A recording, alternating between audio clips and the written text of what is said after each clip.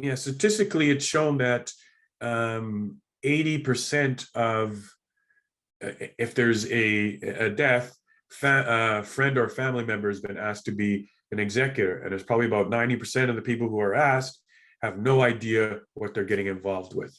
Yeah. So you could, there are, professional executors. There's at banks that do that as well, but there'll be a cost to the estate. But the majority, a lot of times, people are left to become executors. A lot of times, people don't even know that they've been named executor until they get a phone call from the lawyer.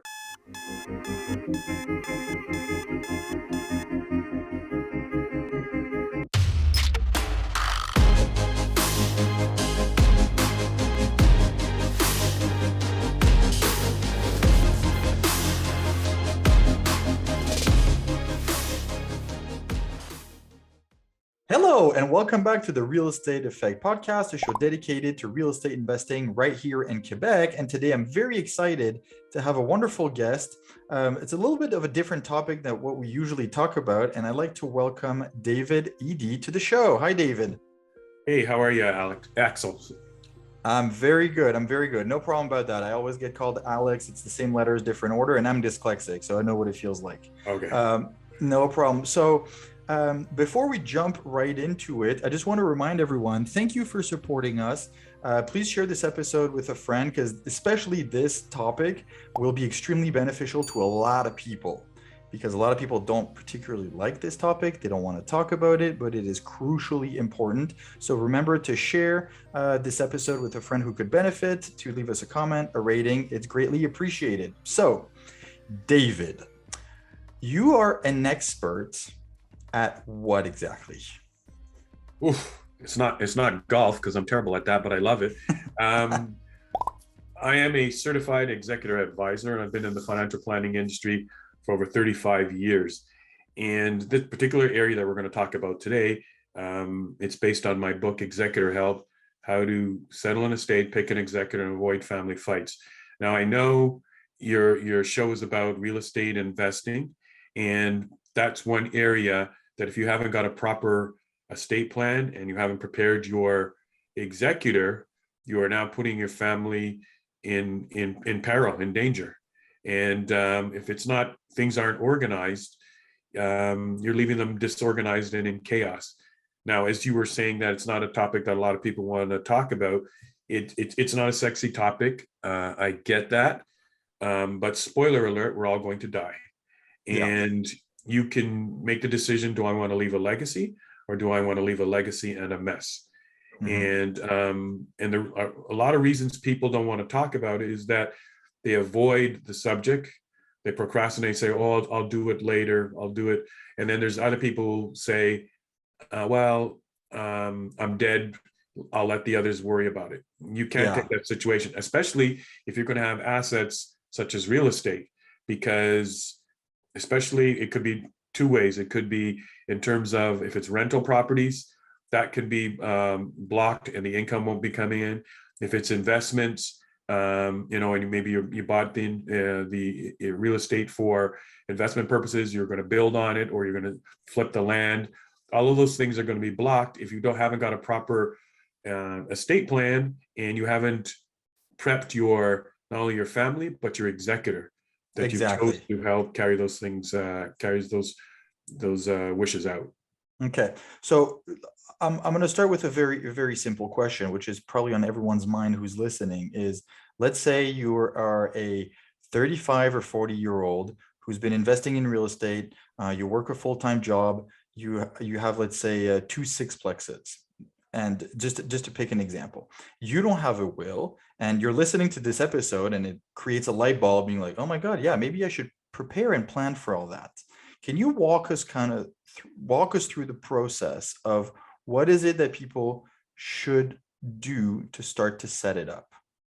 Well, there's a lot of other ingredients that'll come in, but the important thing is that you pick an executor, and you're going to be asking, especially if you've got a couple of sixplexes, you're now asking that person, in case of an unplanned emergency to happen, And it doesn't have to be death. You could be disabled. You could be sick in the hospital.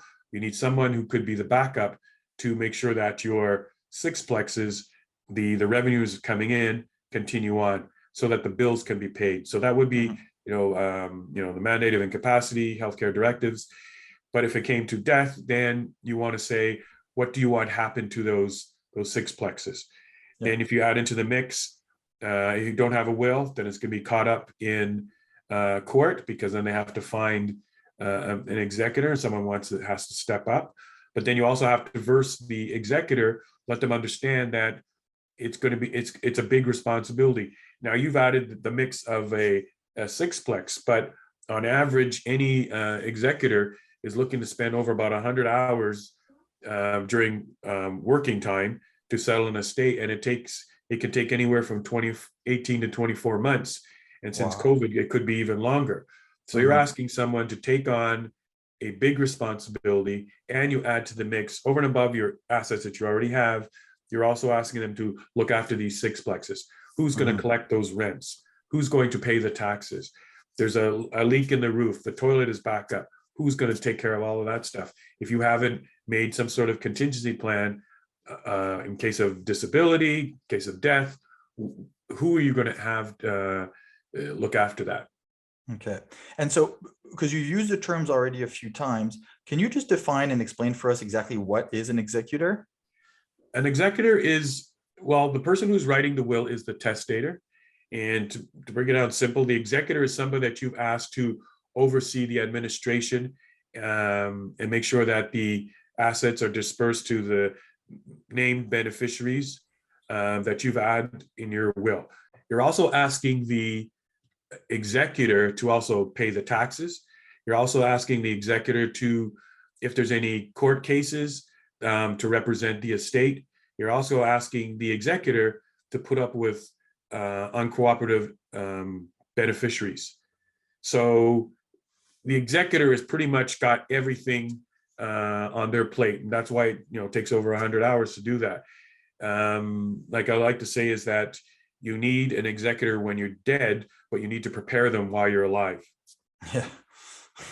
Yeah. Sad, but true. So how do you go about finding an executor? Because the way you describe it, it's quite a daunting responsibility.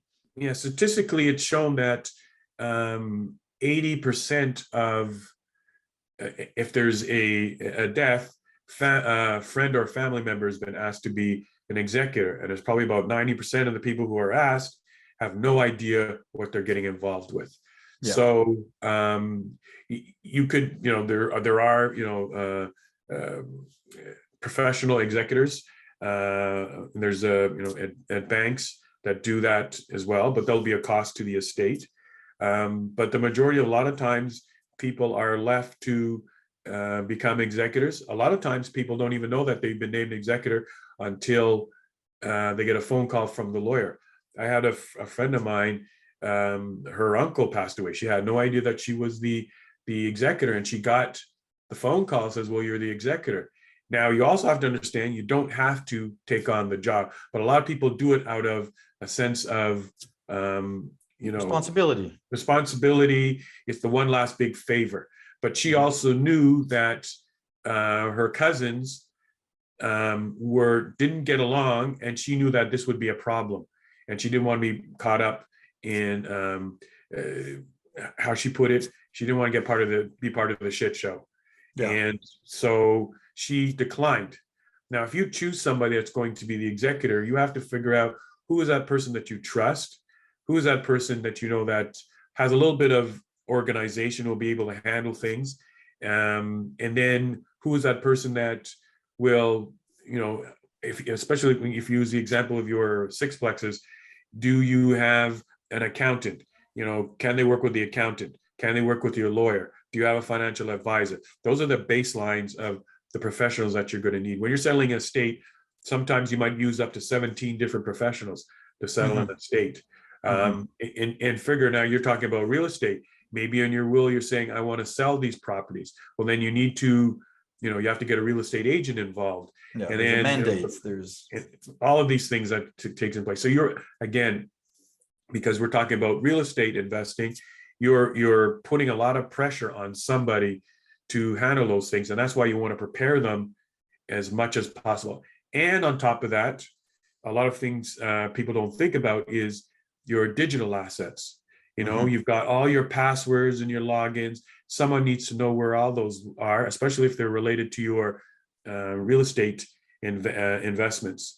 You know, for every email address, there's probably about 130 or 160 different entities where that email address is Accounts. related to it. So, you know, you've got a couple of hundred. And if you just take the basics, your social media, you take your Facebook and like Facebook, Netflix, Amazon, all of those things too. So over and above your real estate investments, you also have to prepare your digital assets to make things, as I said before, make it as easy as possible for the transition and the settling of the estate. Mhm. That's wow, that's really interesting. So I just want to backtrack a little bit because you're taking us in a very good direction. And obviously this show is about real estate investing. So and I just want to summarize a little bit. So in any case, it's important for anyone to have a will, anyone who has assets, regardless of the assets, basically. Correct. Okay. And Then that's a,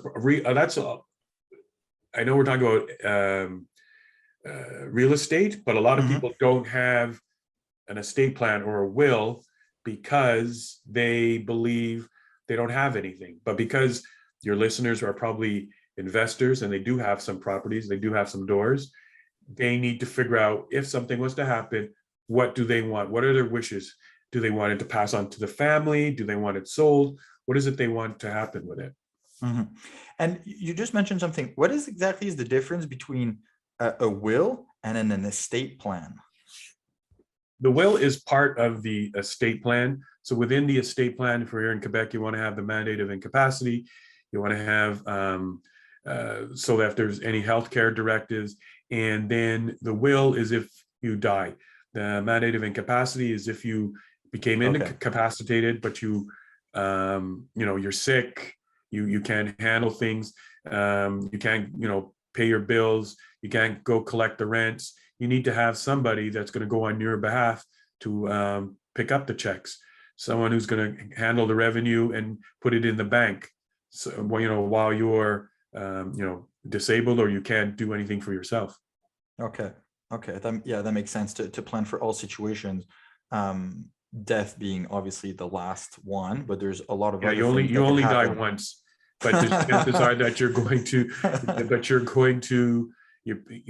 throughout your lifetime, depending on your health situation, you could Mhm. become disabled or incapacitated several times, depending Yeah. on a sickness or a disease or something like that. And you're going to make sure, if you're a real estate investor, you want things still to continue, but because you've named somebody to look after the properties. Now, Mhm. when you die, that's a whole different situation because there's the finality to it. And what is it, the wishes that you want to be carried out? What do you want to happen to those properties? Do you want them to be sold? And if they're sold, who does the money go to? Yeah.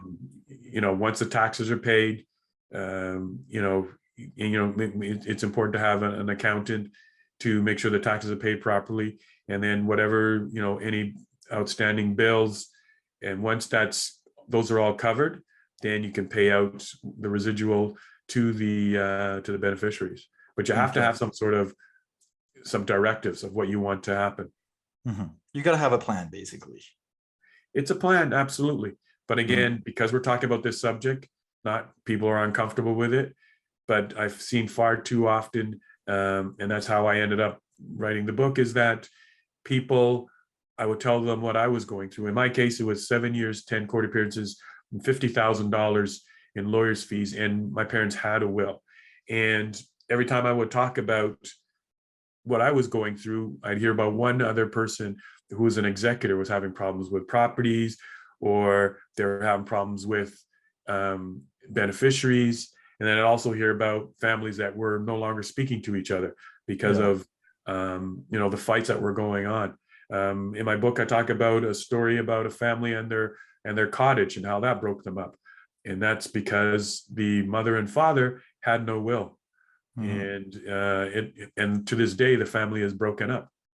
So you need to figure out, how do you want your assets to be divided.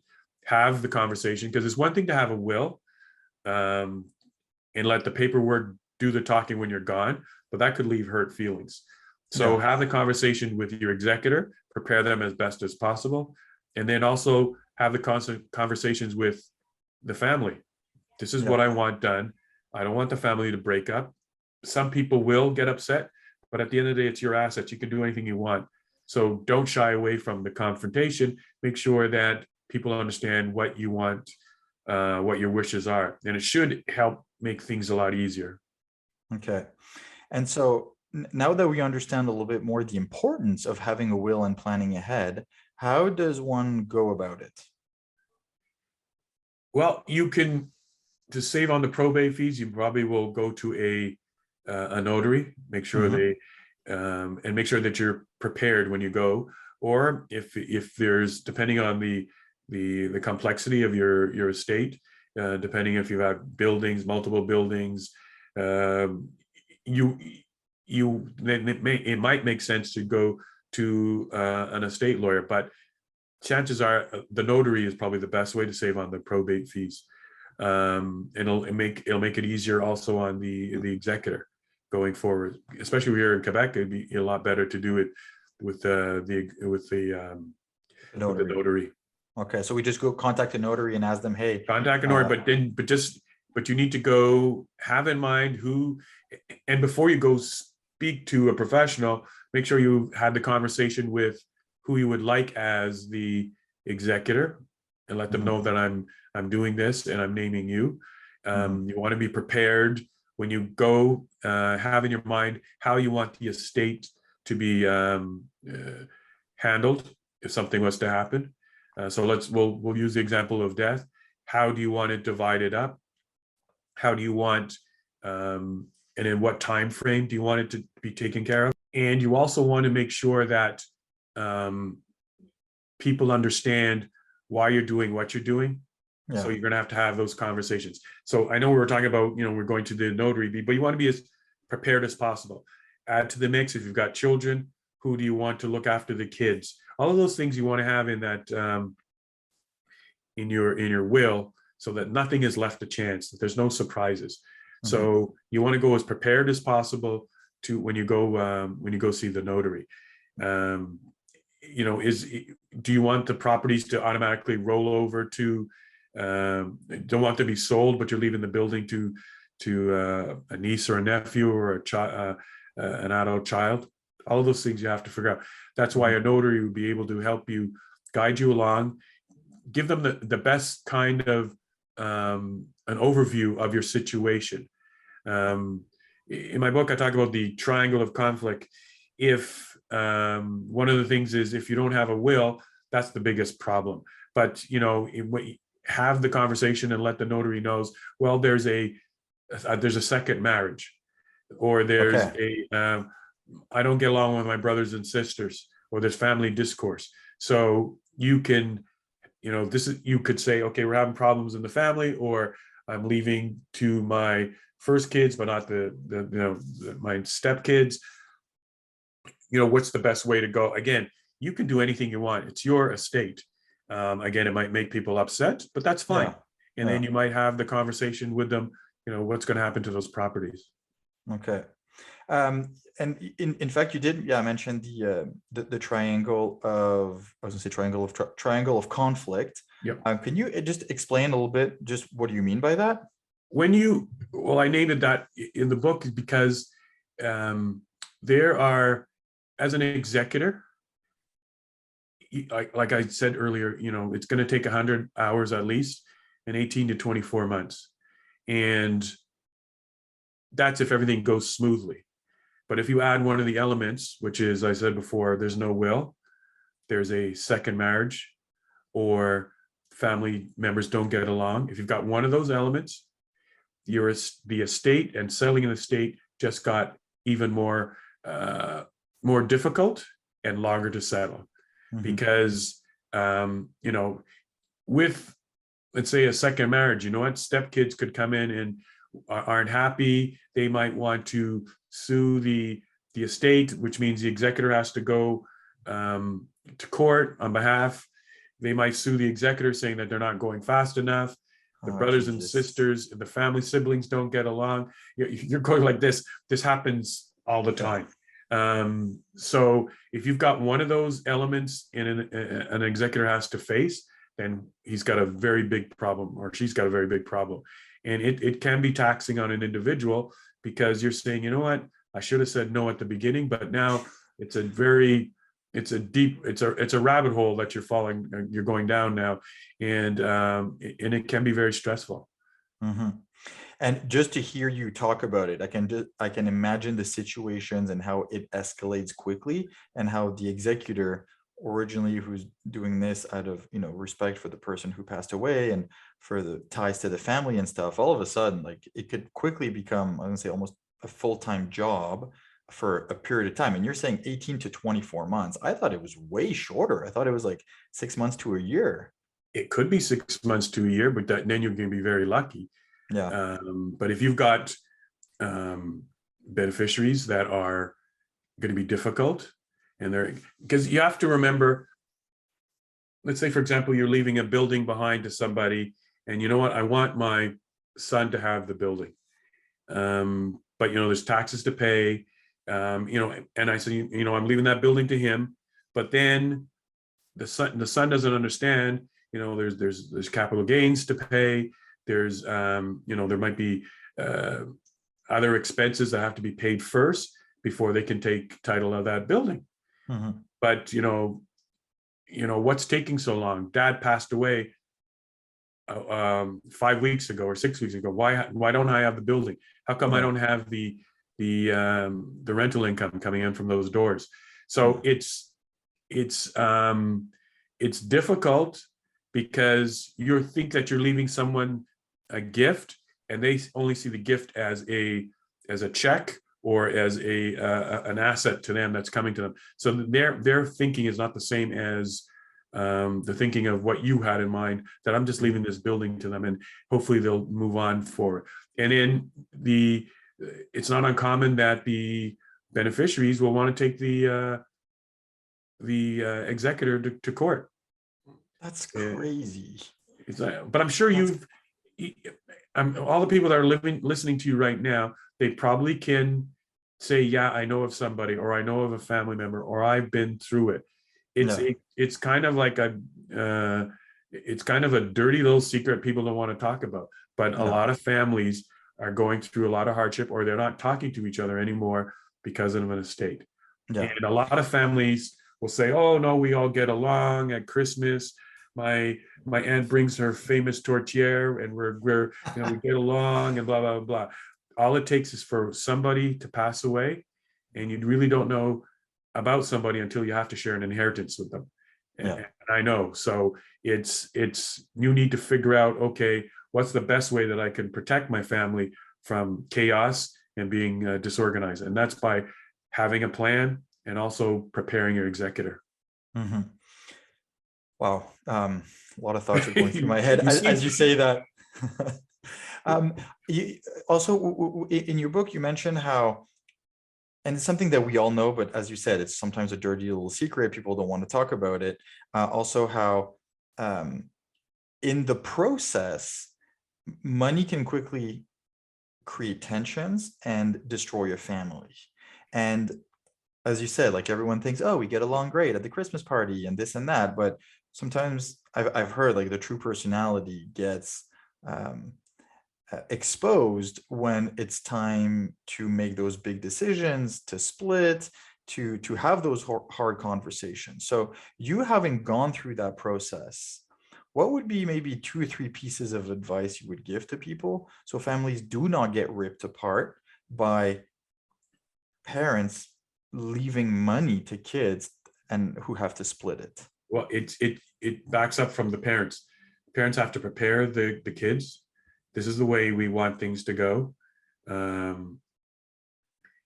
Even though in my case we were 3 and it split 3 ways, equal doesn't always mean fair to some people. So that's why we ended up being in court. And for someone who's doing their estate with their children, they might decide, well, you know what,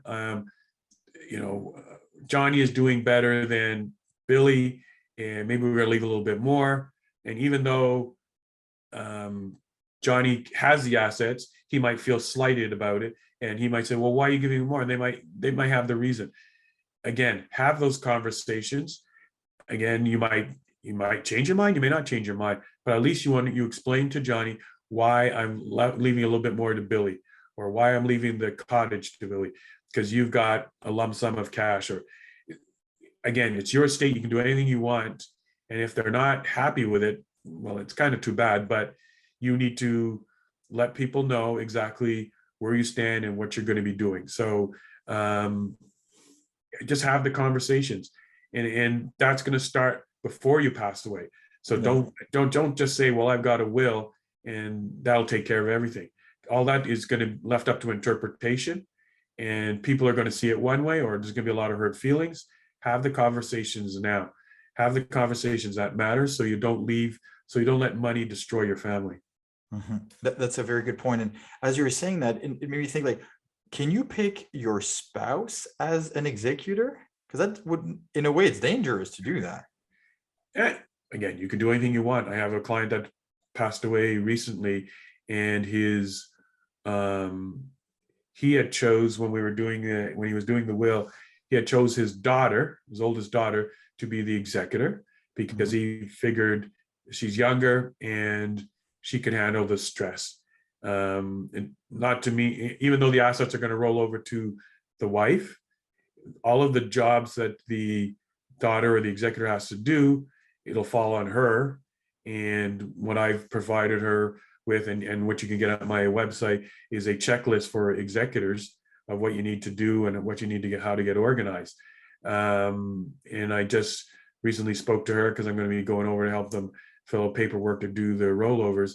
And she was using the checklist, and she glanced over it, and at least she has an idea of what things that she's got to get done. Nice. That's a really helpful tool, and that's actually a great springboard. Where can people find out more about you and about this checklist? That's a really important document. Well, it's a free resource on my website, David E.Edey. So it's davidedey.com, and on there, I've got the 50 most common questions that executors ask. I've got the resources, which are the checklists, and if you want to buy the book, it's available at all major bookstores. You can buy the audiobook version, or you can buy the paperback or digital version.